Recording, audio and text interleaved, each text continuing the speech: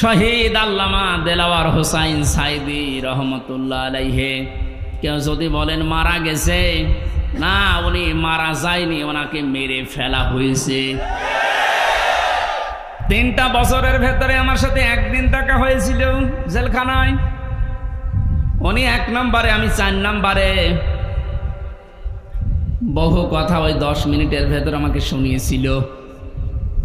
সব চাইতে আশ্চর্য, যেদিন ওনাকে হাসপাতালে নিয়ে আসার জন্য সই নিয়েছে, ওই দিন ওনাকে ধোঁকা দিয়ে বোকা বানিয়েছে জেলার আর সোপার। এখন যারা স্বীকার করছে,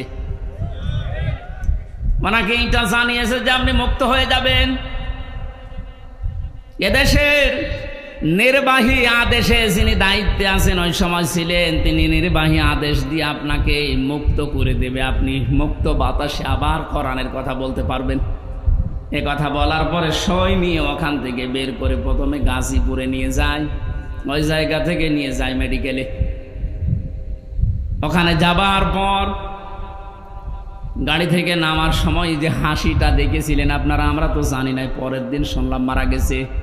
এখন ভিডিওতে দেখতে পাচ্ছি যে হাসিটা উনি দিয়েছিলেন, ওনার বিশ্বাস ছিল আমি আবার মুক্ত জীবনে কোরআনের কথা বলতে পারবো। কিন্তু ষড়যন্ত্র করে ওপরের নির্দেশে, বিশেষ করে ডাক্তার নামে কলঙ্ক। আল্লাহর পরে মানুষ যদি কাউকে বিশ্বাস করে থাকে, সেটার নাম ডাক্তার। আর এই কোলাঙ্গার ডাক্তার মোস্তফা জামান, এখন আরো 2 জন আছে, এরা ভেতরে নিয়ে ইনজেকশন পুশ করে লোকটাকে দুনিয়া থেকে শহীদ করে দিল। অনেক যদি অসুস্থ হবে, আপনি বাস্তবতায় টের পান না। কোন মানুষকে ওইভাবে অসুস্থ অবস্থায় হাসতে কোনোদিন আপনি দেখেছেন? সুতরাং উনি মারা গিয়েছে কখনো না, আমি বিশ্বাসও করি না, কোনোদিন বলিও না। উনি শাহাদতের মর্যাদা পেয়েছেন, কারণ সারা জীবন ওনার মোনাজাত ছিল আল্লাহুম্মা ইন্নী আসআলুকা শাহাদাতান ফি সাবিলিক। হে আল্লাহ, আমার সাধারণভাবে মরণ দিও না, মরণ দিলে তুমি শাহাদতের মরণ দিও। বহু মানুষকে হাসপাতালে আমি এই জেলখানার গেট দিয়ে বের হয়ে যেতে দেখেছি, জেলের ভেতরেই হয়তো মারা গেছে, কিন্তু নিয়ে যে প্রচার করে যে উনি মারা গেছে চিকিৎসাধীন অবস্থায়, অথচ জেলের ভেতরে মরে যায় অনেকে। এই জন্য আমার প্রতিদিনের তাহাজ্জুদের নামাজের দোয়া এইটাই ছিল, আল্লাহ তুমি আমাকে এইভাবে সাধারণ মরণ দিও না। আল্লাহুম্মা ইন্নী আসআলুকা শাহাদাতান ফি সাবিলিক ওয়াজআল মাউতি ফি বালাদি রাসূলিক। হযরত ওমর এই দোয়া করতেন। এই প্রথম টোকা আমি মাঝে মাঝেই বলেছি, আল্লাহ তুমি যদি মরণ আমাকে দাও, তে শাহাদতের মরণ দিও। কোরআনের পাখির সারা জীবনের মোনাজাত ছিল এইটা, আল্লাহ তুমি আমাকে শাহাদতের মরণ দিও। এই জন্য উনি শাহাদতই পেয়েছেন। শাহাদত যারা বরণ করিয়েছে, তাদের শাহাদত এখন বরণ করানো লাগবে না। এরা তো আর শাহাদত পাবে না, কারণ জালেমদের ভাগ্যে আল্লাহ শাহাদতে শব্দ দেয়নি। আল্লাহু লা ইয়াহদিল কওমাজ জালিমিন। আল্লাহ পাক বলেন, জালেমদেরকে আমি আল্লাহ হেদায়েত দেই না, পথ দেখাই না। সুতরাং যারা জুলুম করে মানুষের জীবন নষ্ট করে দিয়েছেন, সে শাহাদতের মরণ পেয়ে জান্নাতের পাখি হয়ে উড়ে বেড়াচ্ছে, তা আপনি কি করলেন? আপনি তো হেদায়েত থেকে চিরবঞ্চিত হয়ে গেলেন। যার ইশারায় যা করেছিলেন, এখন তো সব উলটপালট হয়ে যাচ্ছে। আজকেই সাবেক অবৈধ আইন মন্ত্রী আনিসুল হকের বক্তব্য, আমি যা করেছি এতদিন সব করেছি হাসিনার কথা মতো। ঠেলা সামলা এবার। শুধু এ না, এদেশে যত মানুষ অত্যাচার জুলুম নির্যাতন চালিয়েছে, প্রত্যেককে যদি রিমান্ডে আমার সাথে যা করেছে ওইটুকু করে, ও সব সত্য কথা বলবে। মাটির নিচে নিয়েছিল, মাটির নিচে নিয়ে চোখ বাঁধা কালো কাপড় দিয়ে বাঁধা, পেছনে যদি এমনি হাত বাঁধে, হ্যান্ডকাপ, ওটা এমনিতে হাত কেটে যায়। পেছনে হাত দিয়ে যদি উপরের দিকে টান টান করে রাখে 11 ঘন্টা, আপনি বলেন সত্য বলেন আর মিথ্যা বলেন, যা বলবে বাবা সব ঠিক আছে। এই জন্য আমি এখন দাবি জানাই, আমার মুখ দিয়ে যারা এরকম উল্টাপাল্টা কথা, আমি তো বলি নাই একটা ওই 11 ঘন্টা দাঁড় করানোর পরও আমি বলি নাই 10 দিন রিমান্ডে আমি একটা কথাও না, আমি এগুলো করি নাই। আপনি আন্দাজে জোর করে বলাবেন। যে অবস্থায় আমাকে নিয়েছিল, আমার তো এখন মনে হচ্ছে ওই মানুষগুলোকে কাউন্টার টেররিজমে যে যারো সন্তানগুলো ছিল, আলেমদেরকে যারা সবচাইতে বেশি কষ্ট দিয়েছে, এই মনিরুল, এই হারুন, আসাদুজ্জামান, আব্দুল মান্নান, আতিকুর রহমান, নাম ধরে বলছে এগুলো মানুষ নামে কলঙ্ক। এ মানুষ হয়ে মানুষকে এত কষ্ট দিতে পারে, আমি না দেখলে বিশ্বাস করতাম না। 10টা দিন গেছে আমার 10 বছরের মতো, ঘুম তো নেই, আন্দাজে কষ্ট। আপনি কেন দিলেন? নিজেরাই মাঝে মাঝে বলা করতে, হুজুর কিছু জানে না, আমরাও জানি। টিপ্পনি কাটতো, একে অন্যের সাথে হাসি তামাশা করতো। আমার নামাজ পর্যন্ত 4 ওয়াক্ত পড়তেই দেয়নি, জোহর, আসর, মাগরিব আমি ইশারায় পড়েছি, কারণ আমি জানি না এখন দিন না রাত। এখনো পর্যন্ত জালেমদের পক্ষে যারা সাফাই গাচ্ছেন, আমাদের কি দোষ আপনি এটা পাচ্ছেন না? কোন দোষ যদি দেশের জালেমদের নাও থাকে, শুধুমাত্র আয়না ঘরের বিচার করলো আপনার ফাঁসি হবে। জানেন আয়না ঘর কি? ব্যারিস্টার আজমি, ব্যারিস্টার আমান আজমি, আপনি কি জবাব দেবেন তার মা বাবার কাছে, তার স্ত্রীর কাছে, তার ওই ছোট ছোট বাচ্চাদের কাছে কি জবাব দেবেন বলতে পারেন? পারবেন না। এরপরও আপনি মাইকে, এরপরও লাইভ করছেন যে আমার কি অপরাধ, আমি দেশ ত্যাগ করলাম, আমি তো এখনো খুঁজে পাই না। খুঁজে পাচ্ছেন না। কোন দোষ যদি আপনার নাও থাকে, সবচাইতে বড় দোষ এই আপনি আয়না ঘর বানিয়েছেন। এটার চাইতে মারাত্মক পৃথিবীতে কোনো জুলুম আছে বলে আমি জানি না। একটা জীবিত মানুষকে এদিকে 1.5 হাত, এদিকে 1.5 হাত, ওর মাঝখানে পায়খানা। আমি যেখানে থাকতাম এর মাথার কাছে পায়খানা, এতটুকু জায়গায় 24 ঘন্টা। আর খাবার যা দেয় মনে হচ্ছে 2-3 দিন আগের খাবার, পচা খাবার। খেলে খান, তাও এক বাটির ভেতরে 4-5টা তরকারি দিয়ে দেয়, আবার ডাল দিয়ে দেয়, খান না খান না খান, আপনি মরে যান, ওদের কোনো অসুবিধা নেই। কারণ কেউ জানে না তো পৃথিবী তো আছে কিনা। এমন জায়গায় এমন ভয়ঙ্কর, এমনিতেই মানুষ হার্ট ফেল করে মরে যাবে। এই জন্য যারা টপ টু বটন জড়িত এই জুলুমের সাথে, ওদের কোনো শাস্তি দেওয়ার দরকার নেই। শুধু এই ঘরের ভেতরে 10 দিন একটু আটকিয়ে রাখেন, এমনি মরে যাবে। আমাদের তাও সেনায় তো কোরআন ছিল, আমি কোরআন পড়তে পারতাম। ও শয়তানদের তো কোরআনও নেই, ও এমনি টেনশনে মরে যাবে। এখনো টের পাচ্ছেন না যে আমি কি করেছি, এত আমার উপর জনগণ এত খেপলো, আপনি টের পাচ্ছেন না। জালেমরা জাহান্নামে যাবে, তার 1 নাম্বার কারণ এরা আল্লাহর মামলার আসামি। এটা আমি বানালাম। সূরা শুরার 42 নাম্বার আয়াতে আল্লাহ জানিয়ে দিয়েছেন, ইন্নামাস সাবিলু আলাল্লাযিনা ইয়াজলিমুনান নাস। অবশ্যই আমি আল্লাহ মামলা দেব তাদের বিরুদ্ধে যারা মানুষ হয়ে মানুষের উপরে জুলুম করছে। সুতরাং এই 15-17 বছর যারা জুলুম করেছেন, আপনি হামজার মামলার আসামি না হলেও আপনি আল্লাহর মামলার আসামি। সাধারণ মানুষ মামলা দিয়েছে দরবেশ বাবার নামে,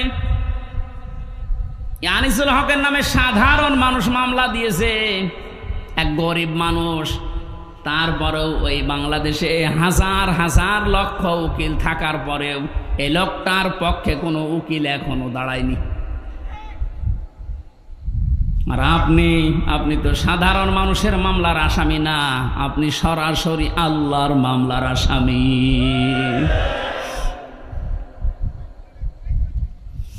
এই জন্য আমাদের সাবধান হওয়া দরকার, এখান থেকে শিক্ষা নিতে হবে। আমরা যেন আবার আল্লাহর মামলার আসামি হয়ে না যাই। এদের জন্য হেদায়েত কামনা করলেও হেদায়েত হবে না, কারণ কোরআন নিষেধ করেছে, আল্লাহু লা ইয়াহদিল কওমাজ জালিমিন। ইয়াহদি এটা মোজারে, বর্তমান ভবিষ্যৎ, প্রেজেন্ট ফিউচার। জালেমদেরকে আল্লাহ হেদায়েত দিচ্ছে না, দেবেও না। এখন যদি আল্লাহ জালেমদের হেদায়েত দেয় তাহলে কোরআন শরীফ মিথ্যা হয়ে যাবে না? এজন্য তোর কপাল খারাপ, এর সাথে যারা জড়িত ছিল তাদেরও কপাল খারাপ।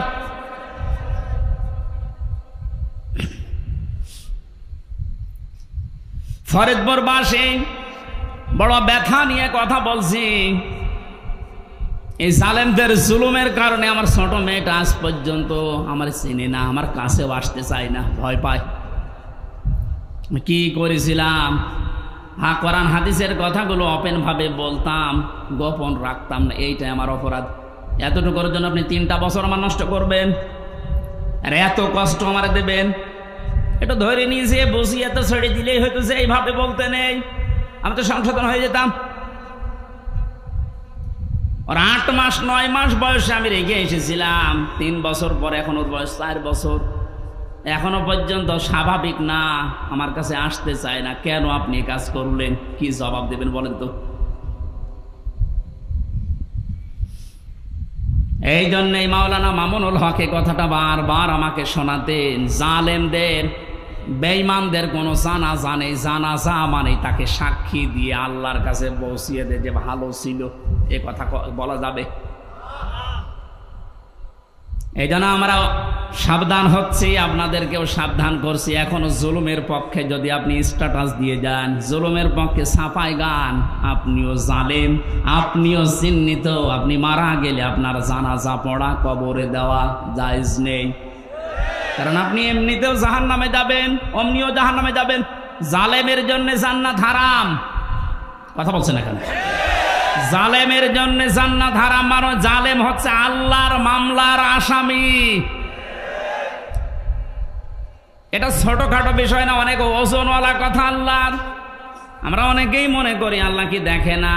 ব্যারিস্টার আরমানের এই কষ্ট কি আল্লাহ দেখে নাই? হাওয়ালা তাহসাবান্নাল্লাহা গাফিলান আম্মা ইয়ামালুজ যালিমুন ইন্নামা ইউআখিরুহুম লিয়াউমিন তাশখাসু ফীহিল আবসার। আল্লাহ পাক বলেন, হে নবী, আপনি কি মনে করেন যে জালেমদের সম্পর্কে আমি কোনো খোঁজ রাখি না? আমি সবচাইতে বেশি খবর রাখি জালেমদের ব্যাপারে। ওদেরকে আমি ছাড় দিয়েছি ওই দিন পর্যন্ত যেদিন চক্ষু উল্টিয়ে যাবে। আজ ঠিক তাই হচ্ছে। জালেমদের সাথে দেশের মানুষেরা এমন আচরণ করেছে, অনেকেই চোখ উল্টিয়ে আটকে উঠছে। হলো কি? বিশেষ করে ঝিনাইদহ কিরণ চেয়ারম্যান, ওরে পিটিয়ে মেরে জালেমকে গাছের সাথে না ওই পিলারের সাথে টাঙিয়ে মরার পরও পিটিয়েছে। দুনিয়া আটকে উঠেছে। যে হচ্ছে কি? আবু সাইদকে যে লোকটা সজ্ঞানে স্বেচ্ছায় গুলি করে হত্যা করেছিল, তার জনগণ পিটিয়ে ন্যাংটা করে টাঙিয়ে রেখেছে, তাও উল্টো করে। ইন্নামা ইউআখিরুহুম লিয়াউমিন তাশখাসু ফীহিল আবসার। আমার তো মনে হচ্ছে কোরআনের এই আয়াত এখন খাপের খাপ, মমতাজের বাপ সব মিলে যাচ্ছে। জালেমদেরকে আমি আর একটা স্মরণ করাচ্ছি। এখনো যারা জালেমদের পক্ষে কথা বলেন, যা জালেমদের পক্ষে যারা আছেন, তারা সাবধান হন।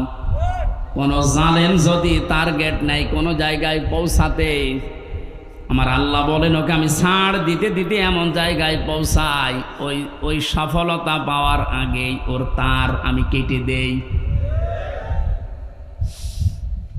এটা তাফসীরে তাবারীর ভেতরে আছে, যদিও দুর্বল, তার জন্য শিক্ষার জন্য আমি বলছি। হযরতে হুদ আলাইহিস সালাম দাওয়াতি কাজ করছিলেন, সবচেয়ে বেশি বাধা তাকে দিয়েছিল ওই জামানায় যে লোকটার নাম আমরা শুনি জান্নাত বানিয়েছিল, সাদ্দাত। যখন হযরতে হুদ আলাইহিস সালাম দাওয়াত নিয়ে গেলেন, যে জান্নাতের কথা জাহান্নামের কথা তাকে শোনালেন, আল্লাহর নাফরমান বান্দা ডাক দিয়ে বলে, তুমি আল্লাহর নবী দাবি করো, তোমার আল্লাহর জান্নাত আমার লাগবে না, আমি নিজে জান্নাত বানাবো, তুমি শুধু জান্নাতের আইটেমগুলো বলো যে কি কি পাওয়া যাবে। হযরত হুদ নবীর কাছে সব শুনলেন, যে স্বর্ণের ইট হবে, রূপার ইট হবে, বিশাল সাম্রাজ্য তার, যেখানে যত স্বর্ণ পাওয়া যায়, রূপা পাওয়া যায়, সবগুলো পেয়াদাদেরকে দিয়ে জোগাড় করেছে এক জায়গায়। 22,000 শ্রমিক কাজে লাগিয়েছে। 20 বছর ধরে ধরে জান্নাত মনের মতো করে বানাচ্ছে। হযরত হুদ আলাইহিস সালাম যা যা বলেছিলেন একেবারে ওইভাবে হুবহু বানানোর চেষ্টায় আছে। স্বর্ণের ইট তৈরি করার জন্য তো সোনা লাগবে, যেখানে যা পাওয়া যায় সব নিয়েছে। মুফাসসির লিখেছেন আল্লাহর এক বান্দি বিধবা, বিয়ে হওয়ার পরে স্বামী মারা গেছে, মা বাবা নেই, এতিম। এই মেয়েটার স্বর্ণ ধরে যখন টান দিয়েছে, মেয়েটা তখন মাটিতে গড়াগড়ি দিয়ে কান্নাকাটি করেছিল যে আল্লাহ, আমি একেবারে নিঃস্ব মানুষ, আমার স্বামী নেই, মা বাবা নেই, আমার শেষ সম্বলটুকু কেড়ে নিয়ে যে জালেম তার স্বপ্ন পূরণ করার জন্য ইচ্ছা পোষণ করেছে, তার এই স্বপ্নের জান্নাতে তুমি তাকে পৌঁছাতে দিও না। এ দোয়াটা করেছিল ওই বিধবা, ওই মজলুম মহিলা। আল্লাহ রাব্বুল আলামিন বলেন পৃথিবীতে 3 জনের দোয়া সঙ্গে সঙ্গে কবুল হয়ে যায়, কোনো পর্দা থাকে না, তার ভেতরে একজন মাজলুম। এ যদি সত্যিই মন থেকে কিছু বলে, আল্লাহ পাক ওটা সঙ্গে সঙ্গে আরশে তুলে নেয়। এটার প্রমাণ এ হারুন। আমি রিমান্ডে থাকাকালীন জেলখানায় ছিলাম প্রথম 2 মাস ওই ছোট হুজুরের সাথে, যে রফিকুল ইসলাম মাদানি। আমার রাতের বেলা কেঁদে কেঁদে বলতো রিমান্ডে নিয়ে আমার ওই যে কি ঢাকার হাতির ঝিল, রাত 12:30টা 1টার দিকে ওখানে নিয়ে গিয়ে সম্পূর্ণ উলঙ্গ করে আমার ছবি তুলে হাতের ভেতরে সিগারেট লাগিয়ে বলতো খান, আমরা ছবি তুলবো, এইটা ছেড়ে দিয়ে জনগণকে জানাবো যে হুজুর এরকম 2 নাম্বার। আজকেই দেখলাম বলছিল যে আমি ওই দিনই আল্লাহর কাছে ওই মাজলুম অবস্থায় আকাশের দিকে তাকিয়ে দোয়া করেছিলাম, মাবুদ, জীবনে যদি কিছুই তোমার দরবারে ভালো না লাগে, কবুল না হয়, আজকের যে দৃশ্য, আমার শরীরে এক টুকরা পোশাকও নেই, তুমি দেখতে পাচ্ছ। আমি একটা যুবক মানুষ, আমার অনেকে মনে করি ছোট মানুষ, পিসকি মানুষ না, ওর বয়স এখন 27-30 বছর, কারণ ওই সময় ছিল 27 জেলখানায় 3 বছর, 30 বছর বয়স। 30 বছর বয়সের মানুষ কি ছোট? কথা বলেন। দোয়া করেছিল, মাবুদ তুমি আমার এই দোয়াটা কবুল করো, মাজলুম অবস্থায় তুমি তো মোনাজাত ফেরত দাও না। এই হারুন, এই টিভি হারুনের কারণে আজ আমার এই অবস্থা। ও নাকি অর্ডার দিয়ে দিয়ে আমার এটা করাচ্ছে। জিজ্ঞাসা করেছে যে অফিসার করেছিল, এসআই স্যার আপনি সত্যি করে বলেন তো, আমার যে হাল করলেন, এ নাজেহাল অবস্থা, হারুন স্যার কি জানে? ওরা হাসি দিয়ে বলেছে হারুন স্যার জানে মানে ওই করাচ্ছে। সঙ্গে সঙ্গে ওই সময় দোয়া করেছিল, মাবুদ তুমি ওকেও আমার মতো এরকম কিছু দেখায়ও। দেখিয়েছেন আল্লাহ জনগণের সামনে, আমার আল্লাহ এই পৃথিবীতেই দেখিয়ে দিয়েছে কিভাবে লজ্জা স্থান মানুষকে দেখাচ্ছে এই শয়তান। আমার একজন দেখিয়ে বলছে, হুজুর এই দেখেন কারবার। আমি নাউজুবিল্লাহ আস্তাগফিরুল্লাহ, কি ও কয়েকদিন পরে স্ট্যাটাস দিয়েছিল আমি বাইরে যেতে পারি না, বাইরে গেলেই মানুষ বলে 3 ইঞ্চি। কি একটা অপমান! মাত্র কয়েক সেকেন্ডের ভিডিও ফাঁস হয়ে ও সব হারিয়েছে। ওর কয়েক সেকেন্ড না, সারা জীবন যেদিন আল্লাহ ফাঁস করবে, এ জালেমের সেদিন কোনো উপায় থাকবে? টাকলা মোরাদের মাত্র 6 মিনিট 8 সেকেন্ড। কি ওর নাম? মাহিয়া, মাহিনা কি নাম, এই মহিলার সাথে একটা অডিও রেকর্ড ফাঁস হয়েছিল মাত্র 6 মিনিট 8 সেকেন্ডের। ও সব গেছে। আমার তো মনে হয় এই জালেমদের দরে যারা ছিল এই দেশে, ওদের সহযোগী যারা, এদের হাজার হাজার ভিডিও অডিও রেকর্ড জমা হয়ে আছে। সাংবাদিক ইলিয়াস এখন মাঝে মাঝে ছাড়তেছে। আল্লাহ তার ফেরেশতাদের দিয়ে যেটা রেকর্ড করে রেখেছে অডিও ভিডিও, কিয়ামতের ময়দানে কোটি কোটি মানুষের সামনে ওগুলো আল্লাহ ছাড়বে। 30 সেকেন্ডের ভিডিও যদি 3 ইঞ্চি নাম শোনো, এই 50 বছরের ভিডিও আল্লাহ যেদিন ছেড়ে দেবে পুরাটা, মুখ দেখাতে পারবো না। শেষ পর্যন্ত এই মহিলার দোয়া আল্লাহ এমন ভাবে কবুল করেছিলেন, জান্নাত বানানো কমপ্লিট শেষ করার পরে ডাক দিয়েছে, এত সিকিউরিটি দিয়ে সাজিয়েছে, একটা পিপিলিকা পর্যন্ত প্রবেশ করার কোনো কায়দা নেই। জান্নাতের গেটে যাবার পরে দেখে একজন ফকির বসে আছে। ফকির ডাক দিয়ে বলে, বাদশাহ আমার সাথে কিছু কথা বলা লাগবে আপনার। রেগে বলছে, তুমি কে, এখানে আসলে কি করে? এখানে তো কোনো মানুষ আসার অনুমতি নেই, কথা যদি বলাই লাগে পরে বলবা, আমি আগে জান্নাত দেখে আসি।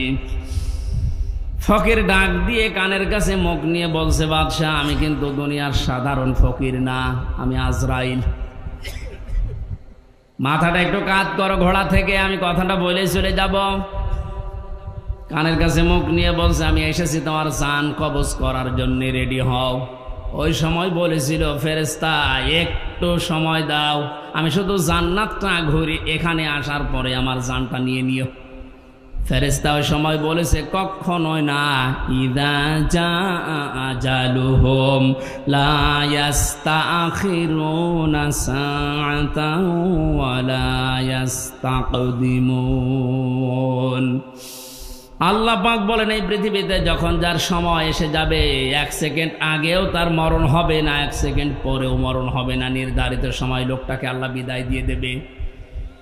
এরপরেও ঘোড়ার পা থেকে জান্নাত পর্যন্ত পৌঁছাতে ও সর্বাত্মক চেষ্টা চালিয়েছিল। আল্লাহর ফেরেশতা ঘোড়া থেকে পা জান্নাতের যে বানানো জান্নাত ওর চৌকাঠ পর্যন্ত স্পর্শ করার আগেই জান কবজ করে ফেলেছে। মুফাসসিরে আয়াতে আর তাফসীর করতে গিয়ে তিনি কয়েকটা কারণ দিয়েছেন কেন জান্নাতে প্রবেশ করতে পারলো না ওর বানানো। 1 নম্বরে আমি প্রায় এখানে 26টা কারণ পড়েছিলাম, সবগুলো আমার মনেও নেই, কয়েকটা বলছি। প্রথম নাম্বারে কারণ হচ্ছে ওই যে মজলুম মহিলা, যার শেষ সম্বলটুকু কেড়ে জালেম তার স্বপ্ন পূরণ করার জন্য চেষ্টা করেছিল, ওই মহিলার দোয়া আল্লাহ কবুল করে নিয়েছিলেন। রব্বুল আলামিন আমার শেষ সম্বলটুকু যে কেড়ে নিল, ওই জালেম যেন তার বানানো স্বপ্নে প্রবেশ করতে না পারে। আজও হাজার হাজার আবু সাইদ মুগ্ধ, আবু রায়হান সহ কত মানুষের মার বাবা রাতের বেলা চোখের পানি ছেড়ে দিয়ে দোয়া করেছে, আল্লাহ আমার বুকটা যে খালি করে দিল, তাকে তুমি জমিনে জায়গা দিও না। নবীজির কথা 100% সত্য কিনা বলেন তো? উনি যে বলেছিলেন মজলুমের দোয়া আল্লাহ ফেরত দেয় না, আবু সাইদের মায়ের দোয়া আল্লাহ ফেরত দিয়েছে।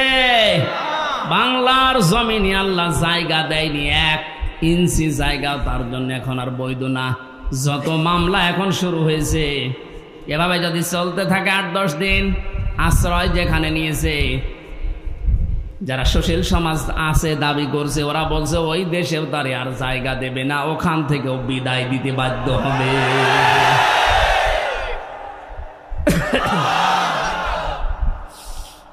আমার ফরিদপুরবাসী জালেমদের জন্য সব জায়গা আল্লাহ অবৈধ ঘোষণা দিয়েছেন, জালেমদের কোনো জায়গা পৃথিবীতে নেই। কারণ সবচাইতে বেশি আল্লাহ খেয়াল করেন জালেমের জুলুমের দিকে। আল্লাহ এত বেশি রাগান্বিত হয়ে যায় জালেমের উপরে, না জানি ওকে 7 তবক আসমানের উপর থেকে ফেলে দিতে পারলে আল্লাহর ভালো লাগে। এই জন্য আমরা সাবধান হব, কোনো জালেমের জানাজা কবরে দেওয়া এটা একটা মেকি, এটা ভুয়া হবে। ওদের জন্য জানাজাও জায়েজ নেই, কবরে দেওয়াও জায়েজ নেই। আল্লাহ আমাদেরকে উল্টাপাল্টা কথা যারা বলি, ধারণা করি অনেক আলেম পর্যন্ত এখন বিভিন্ন জায়গা থেকে টাকা খেয়ে কথা বলছে, আবু সাইদ মুগ্ধ এরা শহীদ হয়নি, অথচ শহীদদের ব্যাপারে কথা বলা, মুখে অন্তরে ধারণা করাও নিষেধ। এ ঘোষণা কার? আপনারা বানানো মনে হচ্ছে? সূরা বাকারা, সূরা আলে ইমরানের আয়াত দিয়ে আমি দলিল দিয়েছি, মুখ দিয়েও বলবেন না কোনোদিন, অন্তরে ধারণাও করবেন না, কারণ এদের মর্যাদা এত বেশি আল্লাহর দরবারে, যাকে থেকে আল্লাহ শাহাদতের মরণ দেয় না। কত মানুষ চেষ্টা চালাচ্ছে, তারপরও মরতে পারে না। ওয়ালিয়ালামাল্লাহুল্লাযীনা আমানু ওয়া ইয়াত্তাখিযা মিনকুম শুহাদা আল্লাহু লা ইউহিব্বুজ জালিমিন। সূরা আলে ইমরানের 140 নম্বর আয়াতের শেষের দিকে আছে, আল্লাহ রাব্বুল আলামিন বলেন, আমি যার জীবন যৌবন পছন্দ করি, ভালোবাসি, এই মানুষকে আমি আল্লাহ শাহাদতের মরণ দিয়ে ধন্য করি। জোরে বলেন সুবহানাল্লাহ। শহীদ আবু সাঈদ সাধারণ মনে হচ্ছে না, ওই ইসলামী আন্দোলনের একজন কর্মী ছিল। তাই একনিষ্ঠ কর্মী ছিল। এখন খোঁজ খবর নিয়ে যেটা দেখা যাচ্ছে, তার মানে জীবনে এমন এমন কাজে আঞ্জাম দিয়েছে, রাতের বেলা তার তাহাজ্জুদের নামাজ, চোখের পানি আল্লাহর দরবারে মনে হয় মঞ্জুর হয়েছে। সাধারণভাবে মরণ দেয়নি আল্লাহ, শাহাদতের মরণ জালেমের সামনে আল্লাহ দিয়েছেন। আয়াতের শেষের কথা ছিল, আল্লাহু লা ইউহিব্বুজ জালিমিন, আল্লাহ জালেমদেরকে ভালোবাসছেন না, বাসবেনও না।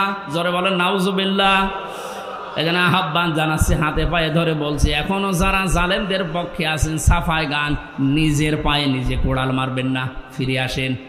জালেমদের কোনো জায়গা কিয়ামত পর্যন্ত এ জমিনে আর হবে না। আল্লাহ আমাদেরকে জালেমদের বিষয়গুলো বোঝার তৌফিক দিন। দরুদ পড়ছি নবীজির উপরে সাল্লাল্লাহু আলাইহি ওয়াসাল্লাম। কোরআনে কারীম থেকে আমরা দুইটা সূরা পড়েছি, সূরা আলাম নাশরাহ এবং সূরা আন-নাসর। আমরা তাফসীর আকারে কথা বলবো, যেহেতু এখানে লেখা আছে। আপনারা আছেন তো? বিজয় পেয়েছে অনেকেই মনে করছে কি না কি হনরে হনুমান হয়ে যাচ্ছেন না, কি করা লাগবে কোরআন থেকে শোনেন। জবান ছেড়ে কোরআনের আয়াতগুলো আগে একটু পড়েন। আউযু বিল্লাহি মিনাশ শাইতানির রাজিম, বিসমিল্লাহির রহমানির রহিম।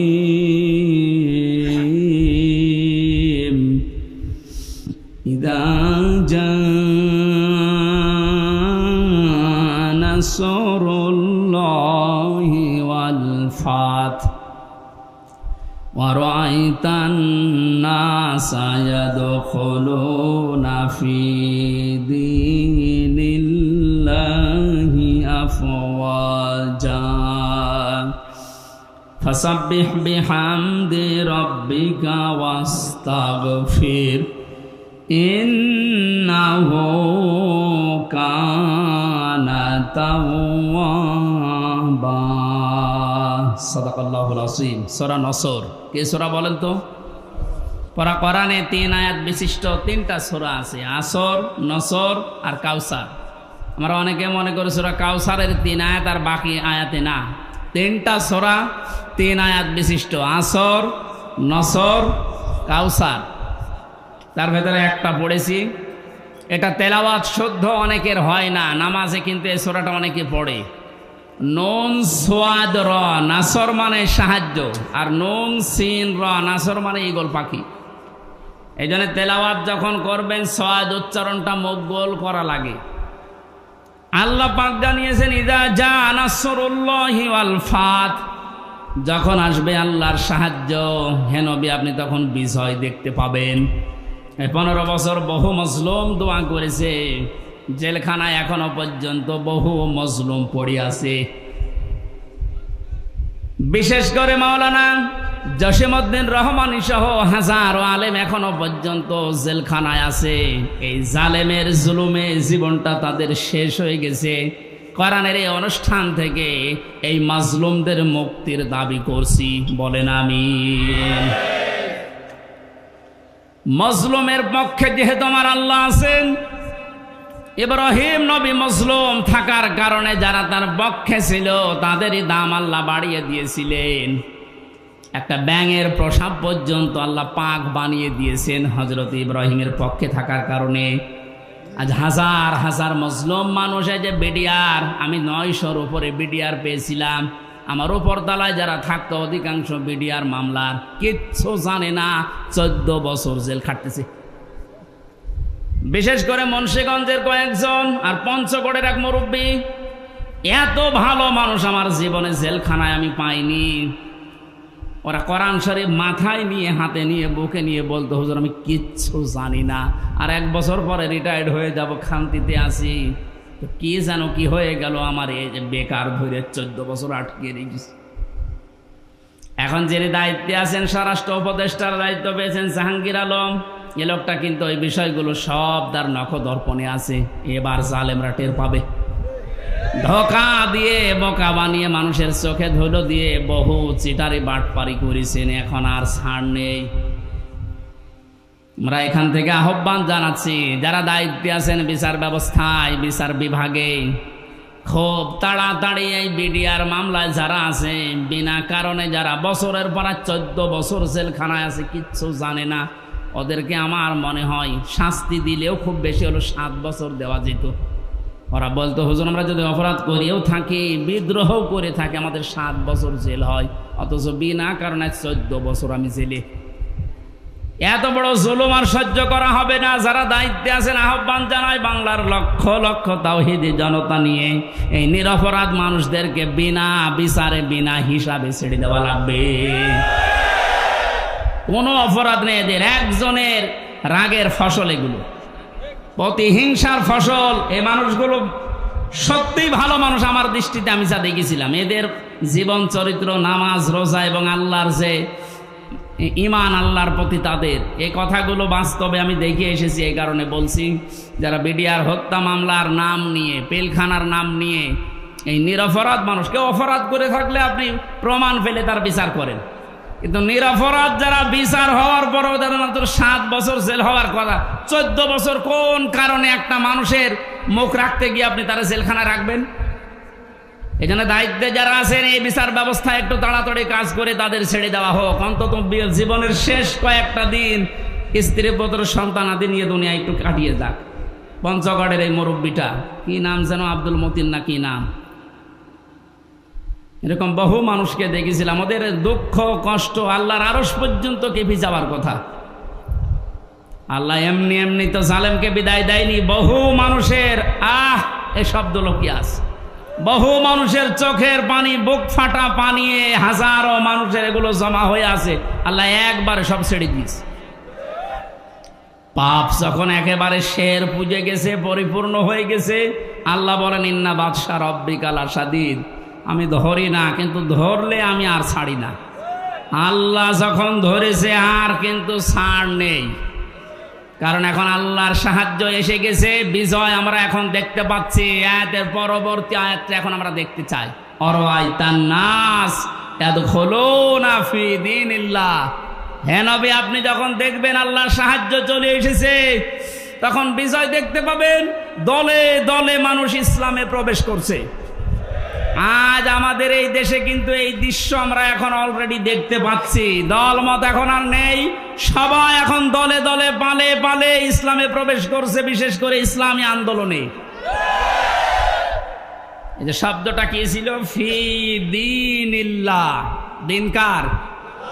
আল্লাহর দিনের ভেতরে। দিন কার? দিন আমাদের। কথা বলেন, দিন মুহাম্মদুর রাসূলুল্লাহর। কার দিন? আমরা কি না, আমরা দিনের খাদেম, আমরা দিনের মালিক না, আমরা দিনের কি খাদেম, কামলা, জন, মনীষ, লেবার যাই বলেন, আমরা কেউ দিনের মালিক না। সুতরাং দিনের ভেতরে যারা প্রবেশ করছেন তাদেরকে ওয়েলকাম জানাচ্ছি, কারণ দিনের মালিক কে বলেন তো? আমরা কি খাদেম, বলেন কি কামলা, খাদেম, লেবার। আমি এই যে আজকের মাহফিলের যিনি আমার ডান পাশে আছে, অধ্যাপক নজরুল ইসলামের বাবা, উনি যদি বলে এই জমিনটা আমার মতো 10 জন মানুষকে বলছে আপনারা ধান লাগান, বিকাল 5টায় আপনাদের বেতন দিয়ে দেব। বিকাল 5টা পর্যন্ত আমরা ধান লাগাচ্ছি, আর 10 মিনিট বাকি আছে। কয় মিনিট? হ্যাঁ ছেলে বসো, 10 মিনিট পরে বিকালে আমাদের বেতন দিয়ে দেবে। হঠাৎ 10 মিনিট আগেই দেখি এসেছে মোটরসাইকেল নিয়ে, আর সবার হাতে সোনার ছেলেদের এখন যা বের হচ্ছে ওইটা। বিভিন্ন বিশ্ববিদ্যালয়, কলেজ এবং বিভিন্ন জায়গা থেকে সোনার ছেলেরা যা ব্যবহার করতো, এটা এখন বের হচ্ছে না। দিনাজপুরের হাসে দানিশ কলেজ থেকে কয়েকদিন আগে পেয়েছে, আজকে পেয়েছে ইসলামী বিশ্ববিদ্যালয় কুষ্টিয়া থেকে। সোনার ছেলেরা কলম ব্যবহার করতো 1.5 হাত। এইরকম কলম নিয়ে 8-10 জন মস্তান মোটর সাইকেলে এসে বলছে, এই ধান আর লাগানো যাবে না, ধান এখন আমরা তুলে ফেলবো। এখন জমির মালিক তো উনি নেই, আমরা 8-10 জন যারা ধান লাগিয়েছি কামলা খাদেম, আমরা যদি বলি ভাই আপনারা ধান তুলবেন তোলেন, কিন্তু আর 10 মিনিট পরে তোলেন, কারণ আমরা বেতন নিয়ে নেই। 10 মিনিট না হলে উনি বেতন দেবে না, কারণ এই জমিনও আমাদের না, ধানও আমাদের না। আপনারা তুলে ফেলবেন, আমরা সহ দরকার হয় তুলবো, কিন্তু 10 মিনিট পর। কথা বলেন না কেন? এই 10 মিনিটের আগে যদি আপনারা মাস্তানি করেন, তর্কাতর্কি হবে, কথা কাটাকাটি হবে, রক্তপাত হতে পারে, এমনকি যদি মেরে ফেলা লাগে মেরেও ফেলবো, কারণ আমার বেতন দরকার। এই কথার সাথে আপনারা একমত আছেন না? সহজ ভাবে যেভাবে বুঝলেন যে হ্যাঁ এটা ঠিক, আমার বেতন লাগবে, বিকাল 5টা মানে জীবনের শেষ দিন। কথা বলেন না কেন? এ জমিন কার? দিন কার? আমরা কি? আমরা ধান লাগাতে আসি, এ জমিনে দিন প্রতিষ্ঠার জন্য জান মাল বাজি রেখে মাথার ঘাম পায়ে ফেলে চেষ্টা চালিয়ে যাচ্ছি কি করে দিন কায়েম করা যায়। এখন বিকাল 5টা মানে জীবনের শেষ দিন। এদিন আসার আগে যদি কেউ বাধা দিতে আসেন, তর্কাতর্কি হবে, কথা কাটাকাটি হবে, রক্তপাত হবে। এই 17 বছর যা হচ্ছে, এখনো যদি বাধা আসে, যদি মেরে ফেলা লাগে, মেরে ফেলতে আমাদের কোনো বাধা নেই, কারণ আমার বেতন দরকার, আর আমার বেতনের নাম জান্নাত। এক কথা বলেন। এদেশে যারা সত্যি দিন কায়েমের বিরুদ্ধে অবস্থান নিয়েছে, তার ভেতরে 1 নম্বরে আমার মনে হয় এই অবৈধ বিচারপতি নামে যেটা মানিক, ওর নাম নিতেও আমার ঘৃণা হয়। এ মানুষ নামে একটা যার সন্তান। কে বলেছে ওটার মানুষ? ও কথা বললে ইসলামের বিরুদ্ধে বলে। আর আমরা সূরা নূন কলমের ভেতরে জানি যারা অবৈধ সন্তান পৃথিবীতে, যারা যার সন্তান, ওরা কথা বললেই কোরআনের বিরুদ্ধে কথা বলবে। এর কথাবার্তা শোনেন না? আরো টাটকা কিছু শয়তান আছে। আমরা কিন্তু বিকাল 5টা পর্যন্ত এ জমিনে ধান লাগাবো, বাধা দিতে আসলে কিন্তু এখন আর কথা কাটাকাটি না, তর্কাতর্কি না, রক্তপাত না, এখন বিদায় করে দেব। কারণ আমি বেতন এখনো পাইনি। বলেন, বেতন পেয়ে গেলে আমার অসুবিধা নেই, দিন এ জমিনে কায়েম করতেই হবে, এটা ফরজ না, এটা চেষ্টা করা ফরজ। চেষ্টা করে যাব, হলে ভালো, না হলো আমার কোনো লস নেই, আমার বেতন আছে।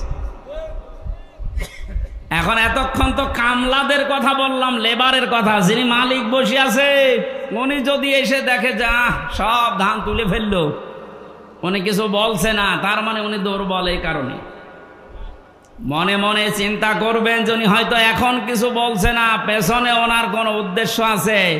যেই দিন ধরবে গোপনে, বাপ বলার সময় দেবে না।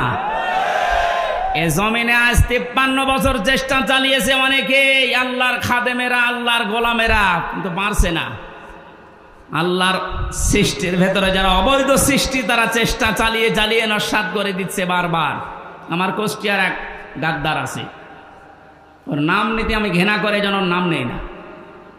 কথা বললে দেখবেন ইসলামী আন্দোলনের বিরুদ্ধে কথা বলে, কথা বললে একামতে দিনের যারা দায়িত্বে আছে এদের বিরুদ্ধে কথা বলে, কোনো কথা নেই। অথচ ও যদি আমার সাথে ভোটে দাঁড়ায়, মনে হয় 10 বার ফেল করবে। খয়রাতি নৌকা নিয়ে পাশ করেছিল কয়েকবার, ধরাকে সরা জ্ঞান করে, এখন ইন্দোরের গর্ত খুঁজে পাচ্ছে না। আমার মনে হয় যে অবস্থা কুষ্টিয়ার, ওরে যদি জনগণ পায়, কুকুরের মতো পিটিয়ে মেরে ফেলবে।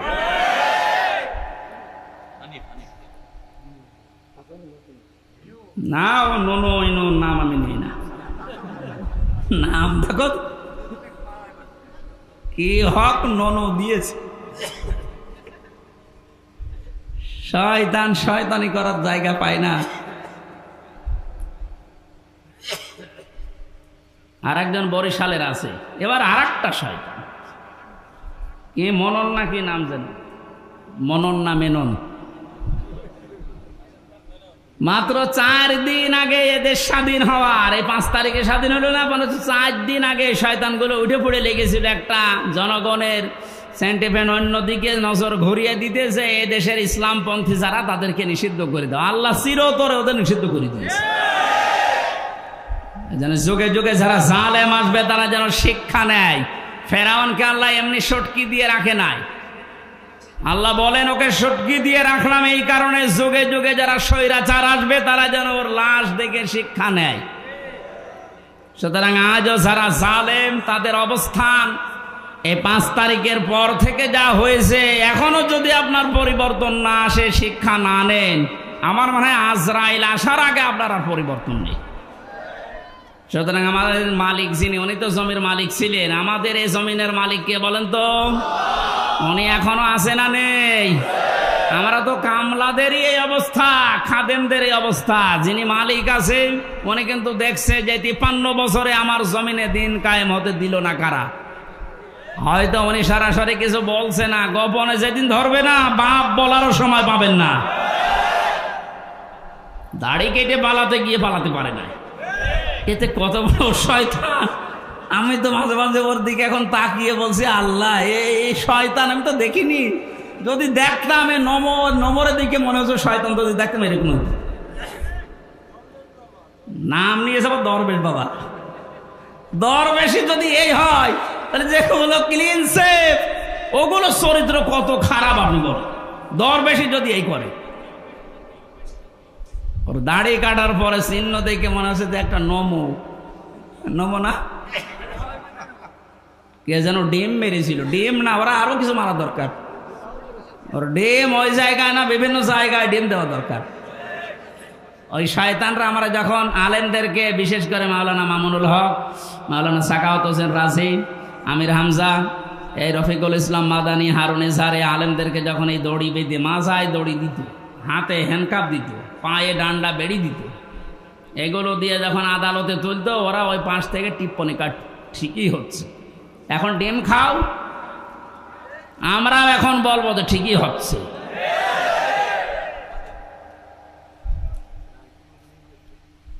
সুতরাং দিনের ভেতরে যেভাবে দলে দলে পালে পালে আজ মানুষ প্রবেশ করতে আরম্ভ করেছে, ইসলামী আন্দোলন এবং একামতি আন্দোলনের এই কর্মীদের ব্যবহারের কারণে আল্লাহ যেন এটা অব্যাহত রাখেন।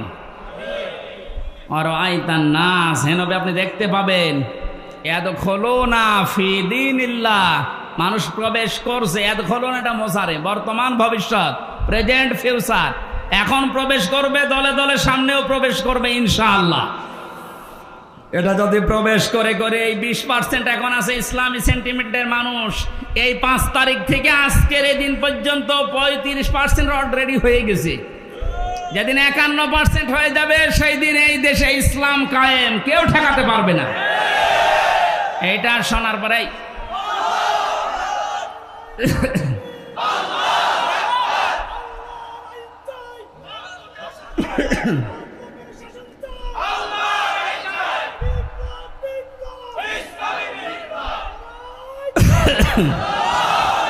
এই দৃশ্য দেখে অনেক জালেমের এখন গাত্রদাহ কিন্তু অলরেডি আরম্ভ হয়ে গেছে। ওরা তলে তলে ষড়যন্ত্র করছে, না অন্য কেউ আসুক, ইসলাম যেন দেশে না আসে। কিন্তু বাংলার জনগণ যেভাবে জুলুমের শিকার হয়েছিল, এরা কিন্তু অলরেডি বুঝে ফেলেছে যে ইসলাম ছাড়া মুক্তির আর কোনো পথ আমাদের নেই। ইসলামের হাতে যদি দেশটা তুলে দেওয়া যায়, যার যে অধিকার, যে ধর্মের লোক হোক, তার অধিকার সে ফিরে পাবে। এক কথা বলেন না কেন? অতীতের ইতিহাসগুলো আমরা পড়েছি, দেখেছি, এইটাই পেয়েছি, এটা আমরা সামনেও দেখতে চাই। কারণ এই 53 বছর বিভিন্ন মানুষ এই দেশটা চালিয়েছে, আমরা দেখলাম। কথা বলেন না কেন? বাবা চালিয়েছিল, স্বামী চালিয়েছে, কারো কারো চাচাও চালিয়েছে, বউ চালিয়েছিল, ভাবি চালিয়েছিল। এখন শুধু দেখতে বাকি আছে যে এই কোরআন দিয়ে দেশ চললে কেমন দেখা যায়।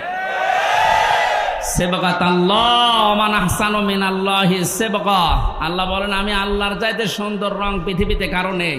সুতরাং এই রং দিয়ে যদি এ দেশটা ইউনিয়ন পরিষদ থেকে সংসদ পর্যন্ত চলে, এটা একটা মিনি জান্নাত হয়ে যাবে। মুসাফির অবস্থায় আছি, মাজলুম অবস্থায় এখনো আছি, এখনো মজলুম নেই, কারণ এই জেলা আমার জন্য নিষিদ্ধ ছিল, আল্লাহ ওপেন করে দিয়েছে। এখন আর মজলুম নেই। যারা বাধা দিত ওই জালেমরা, এখন ওই শয়তানরা আমাদের কাছে অনুমতি নিয়ে কাজ করছে। কুষ্টিয়া সহ বাংলাদেশের 64 জেলাতে ইসলামপন্থীদেরকে আজ যারা জালেমের সহযোগী ছিল তারা ডাক দিয়ে দিয়ে বলছে, হুজুর কি করা লাগবে বলে। কেন 2 দিন আগে যে উল্টাপাল্টা কথা বলতে আল্লাহর ভুল ধরতো, এইটাও আমি পেয়েছি, অথচ মুসলমান। আমি কয়েকজনের নাম বললে বলতে পারতাম, আমার মামলার যে আয়ু এই লোকটার বাড়ি মাদারীপুরে, আসলেই ও মাদারি। এই শয়তানটা আল্লাহর ভুল ধরতো, বলতো আল্লাহর এই কাজ করা ঠিক হয়নি। ওর ইমান আছে? আর ও মরে গেলে ওর জানাজা কিসের, ওর কবরে কিসের, ওর পুড়িয়ে ফেলা লাগবে। ওর নাম মিজানুর রহমান, তাতে কি? নাম তো সুন্দর নাম নিয়েছে, অথচ কাজ পুরা উল্টা। আমি আমারটা বলছি কারণ আমারটা আমি ভালো জানি। আমারে ধরার পরে আমার বাবার কাছে বলেছে 10 লাখ টাকা দেন, নাইতো মামলা দেবো 50টা। মনে হচ্ছে মামলাও বানাবে। কি বিচার চলছিল দেখেন তো। আর প্রতিদিন টিভির সামনে শয়তান বসে বসে বলতো আমি একটা ন্যায় বিচার কায়েম করছি। কিসের ন্যায় বিচার? আমার একটা ঠুনকো মামলা, মানে মুরগি চুরিও না, মূল্য চুরিও না। মুরগি চুরি করলো সর্বোচ্চ 3 মাস জেল হয়। কয় মাস? আর আমার এই ঠুনকো মামলা দিয়ে সিএমএম কোর্ট, জজ কোর্ট, হাইকোর্ট সহ 30 বার মামলা তোলে, 33 বার মামলা তোলে, না জামিন নেই। ওপরওয়ালার নিষেধ, মনে হচ্ছে যে আল্লাহ নিষেধ করেছে। হাইকোর্টের একটা বিচারপতি যদি বলে আমার কিচ্ছু করার নেই, তোর ওই চেয়ারে বসার সাথে ভ্যান চালানো ভালো না, এরকম অবস্থায় বানিয়ে রেখেছিল প্রত্যেকটি জায়গায়। আর সব মুখ খুলছে। এই অবৈধ আইনমন্ত্রী যেমন পেছনে ডিম দেওয়ার কারণে মুখ খুলে ফেলিস যে আমি কিচ্ছু করি না, সব হাসিনা করতে বলিস, সব এরা মুখ খুলবে। আয়না ঘরের যিনি দায়িত্ব ছিল এই শয়তানটা জিয়াউল হাসান, এরে এখন ওই জায়গায় রাখা দরকার। ওর বউ, ছেলে, মেয়ে, স্ত্রী, পুত্র সব আলাদা রেখে, ব্যারিস্টার আরমানকে তো 8 বছর রেখেছিল, ওরা 8 দিন রেখে দেখেন ওই এমনি পাগল হয়ে যাবে। আর ও বলে আমি কি করেছি যে আমার এত কষ্ট দিচ্ছে? কি করেছো তুমি টের পাচ্ছ না? তুমি শুধু ফরিদপুরের এই 4 রাস্তার মোড়ে আসো, কি করেছো তোমার দেখাচ্ছে।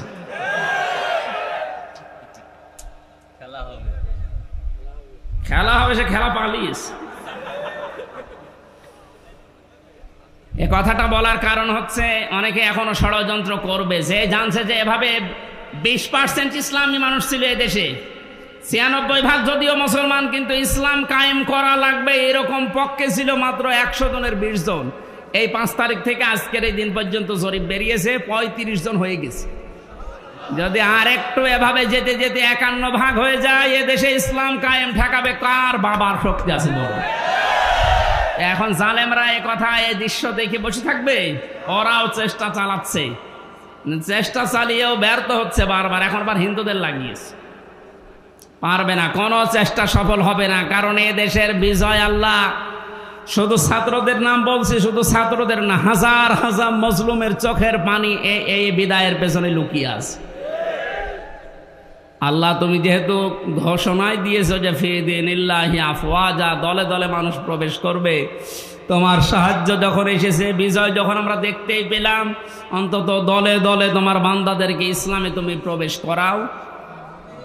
ফাসাব্বিহ বিহামদি রাব্বিকা ওয়াস্তাগফির। আল্লাহ বলেন এখন তোমাদের কাজ কি হবে? যখন দেখবে যে দলে দলে মানুষ প্রবেশ করছে, তখন কাজ হবে আল্লাহর হামদ করা, প্রশংসা করা। হামদ কি? আজ এই হামদ শব্দটা নিয়ে ভেজাল আছে। বাংলাদেশ, ভারত, পাকিস্তানের বিভিন্ন জায়গায় আল্লাহর হামদের নামে যত রকমের শিরিক বেদাত হচ্ছে, এর নাম হামদ না। জিকির একটা প্রশংসা না? হামদ না? এই হামদকে নিয়ে আজ হাজারো মানুষ শিরিক বেদাতের ভেতরে লিপ্ত হয়ে গেছে, এ জেলাতেও আছে। সুতরাং আপনাদেরকে আমরা আহ্বান জানাবো, আল্লাহর হামদ যেভাবে করা লাগে প্রশংসা, ঠিক ওইভাবে করেন। আল্লাহর আইন প্রশংসা করা, এটা আল্লাহর সবচাইতে বড় হামদ। কথা বলুন। এর ভেতরে 500 আইন আছে। কয়টা? এটা যদি এদেশে প্রতিষ্ঠিত হয়ে যায়, আল্লাহর হামদ তখন কার্যকর হবে। আস্তাগফির, ইস্তেগফার করা লাগবে। ইস্তেগফার আর তাওবা এক জিনিস নয়। কেউ যদি সব সময় শুধু আস্তাগফিরুল্লাহ আস্তাগফিরুল্লাহ আস্তাগফিরুল্লাহ পড়তে পারে, তাহলে তার টেনশন আল্লাহ নিজের থেকে দূর করে দেয়। এই আমলটা আমি সহ যারা এসেছি জারি রাখবো, সব সময় যেখানে থাকবেন সব সময় আস্তাগফিরুল্লাহ আস্তাগফিরুল্লাহ মনে মনে জোরে জোরে পড়েন। আর তাওবা এটা আলাদা জিনিস। তাওবা যদি সত্যিই কেউ করে, ওর পেছনের অপরাধ আল্লাহ শুধু মাফ করে না, পুরা জায়গাটা আল্লাহ ফাঁকা করে দিয়ে নেকি দিয়ে ভরাট করে দেয়। এই জন্য ইন্নাহু কানা তাওয়াবা, অবশ্যই আল্লাহ তাওবা কবুলকারী। আমরা এই বিজয় পেয়ে, এই সাহায্য পেয়ে আমরা যেন উচ্ছৃঙ্খল হয়ে না যাই।